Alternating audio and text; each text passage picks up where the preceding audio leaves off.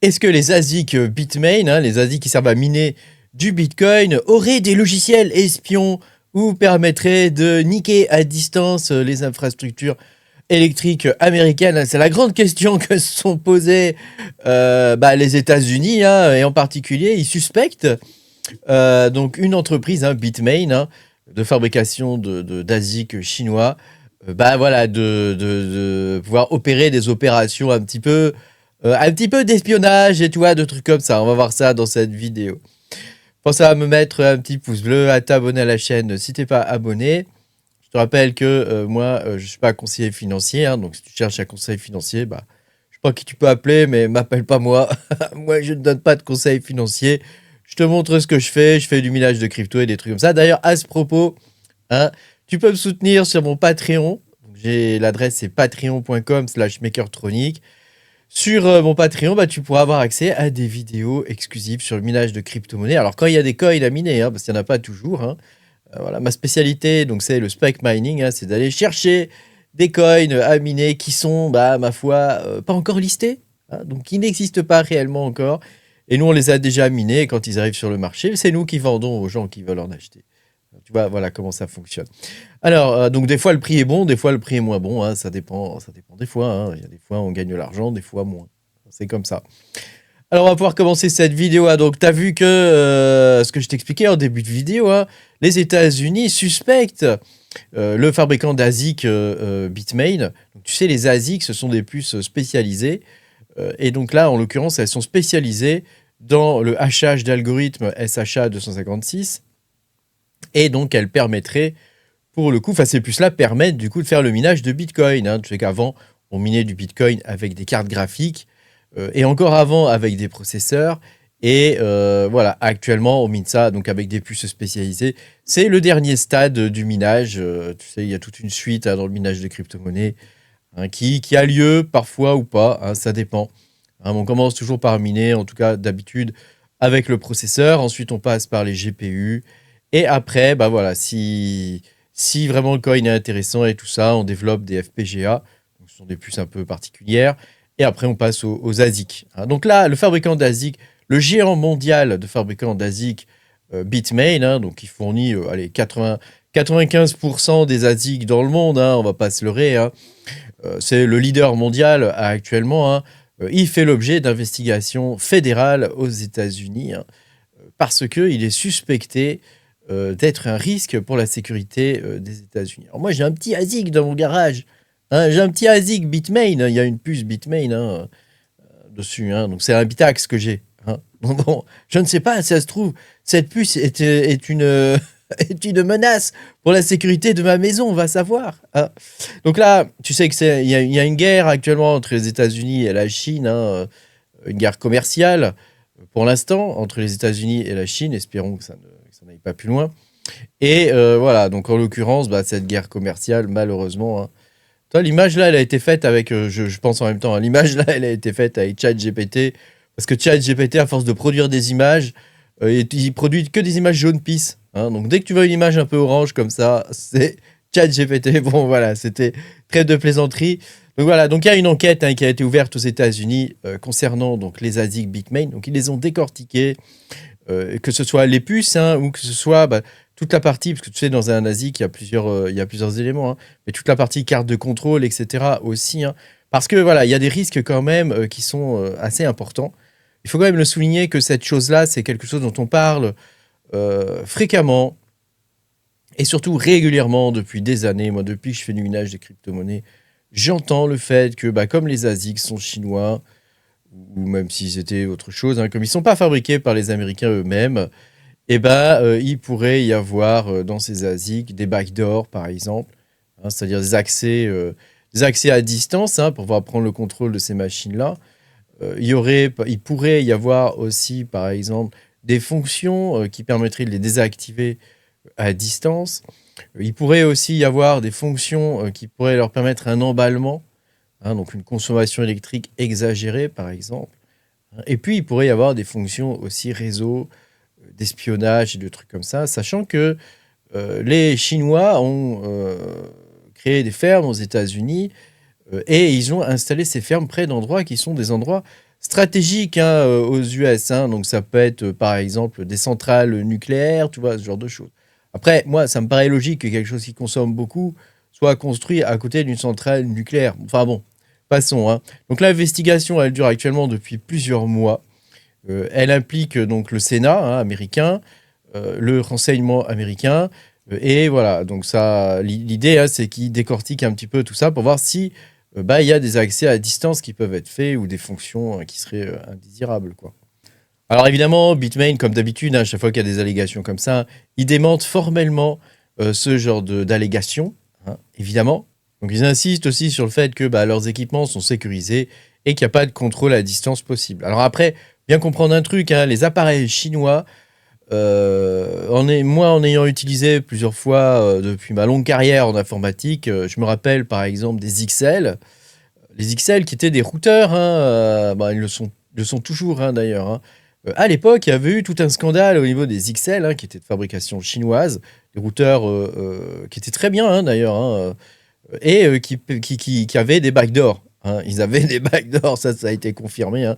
Ces trucs-là avaient des backdoors et donc permettaient donc au gouvernement chinois de se connecter à distance. Hein. Donc ça pouvait poser problème. Hein, en particulier, voilà, si tu travailles sur des sites sensibles, des choses comme ça, que tu installes ce type de routeur, bah, malheureusement, ça peut poser quand même des soucis de sécurité importants. Il y avait eu XL, hein, mais plus récemment, on a eu aussi des allégations comme ça sur Huawei, hein, en particulier sur toute la partie téléphonie mobile. Hein, et bah ouais, parce qu'ils auraient pu se connecter à distance, par exemple, sur tes téléphones, hein, ce que les autorités françaises peuvent faire désormais. Hein, je crois que c'est un truc qui a été autorisé, il me semble. Hein. Bon, après, moi, je suis pas dans le secret des dieux. Hein. Mais voilà, tu vois, ce genre de truc, c'est quand même pas des suspicions qui sont faites à la légère. Hein. Et je pense qu'ils ont raison. Je pense qu'ils ont raison de se méfier. Hein. Ouais, tu vois, Bitmain, ça correspond à peu près à 82% des ASIC. Hein. Après, c'est MicroBT, Canaan, et puis il y en a d'autres. Hein. Évidemment, tout ça, ça s'inscrit dans un contexte hein, qui est quand même un contexte macroéconomique hein, qui est quand même difficile hein, entre les États-Unis et la Chine. Hein. Bon, bref, qu'est-ce que tu veux que je te dise hein. En ce moment, c'est un peu la guéguerre. Ça, celui qui a la plus grosse, etc. Bon, moi, je trouve pas ça très amusant.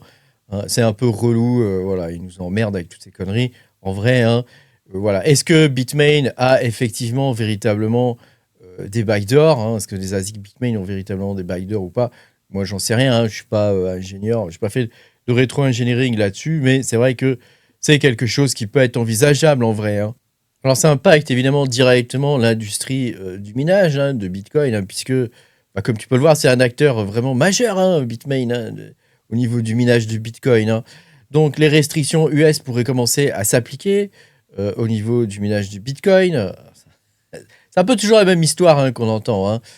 Ça pourrait donc niquer la chaîne d'approvisionnement.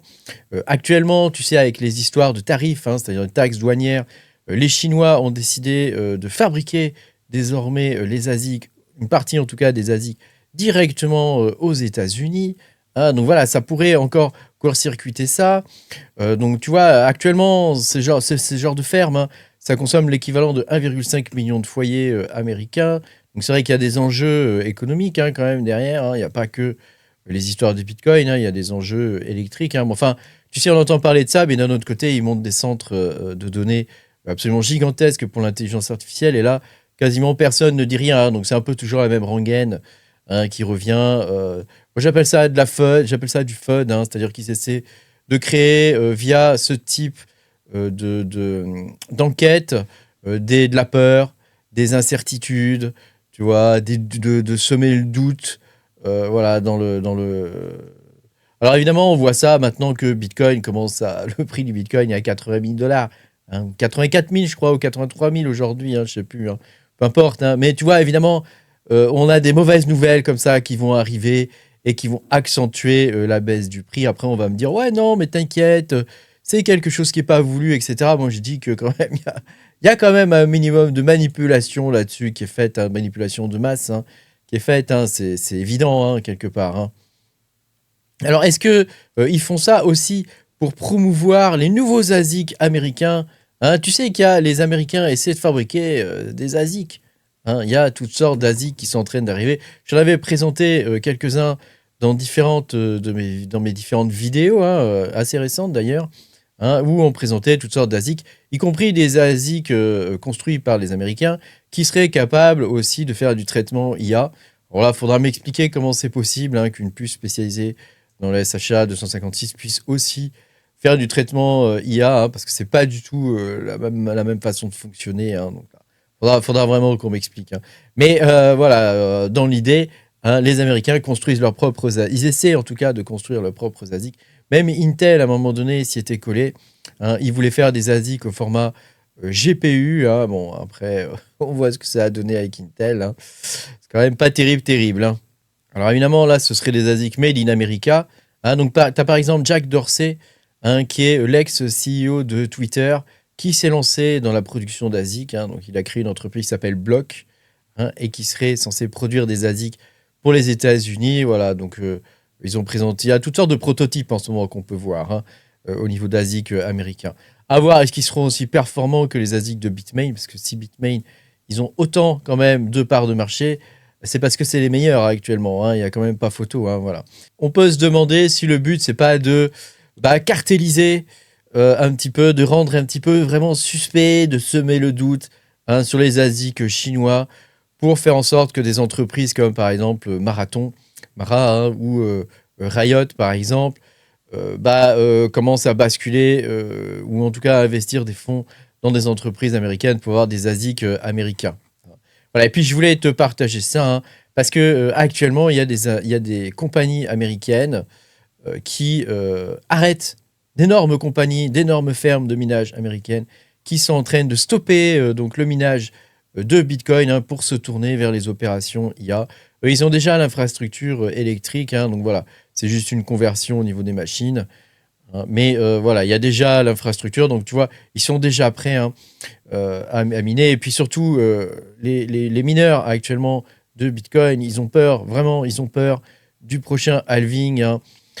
Si le prix du Bitcoin ne suit pas, ça sera quelque chose de catastrophique, malheureusement. Bon, écoute, on verra comment ça sera, c'est quoi, en 2028, le prochain halving, je ne sais pas.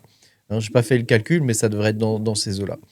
En tout cas, tu vois qu'on commence à avoir des nouvelles qui commencent à tomber et qui sèment le terreau du bear market. Tu vois. J'appelle ça le terreau du bear market. Et bon, on verra. Parce que actuellement, les bonnes nouvelles ne font pas pumper le prix. Par contre, les mauvaises nouvelles ou les petites nouvelles comme ça peuvent semer le doute et faire baisser le prix. Eh oui. Merci d'avoir regardé cette vidéo. Je te souhaite un bon week-end et je te dis à bientôt pour de nouvelles aventures. Et pense à me mettre aussi un petit pouce bleu et à t'abonner à la chaîne. Bah oui, si tu veux voir mes prochaines vidéos, faut t'abonner. Salut les gars.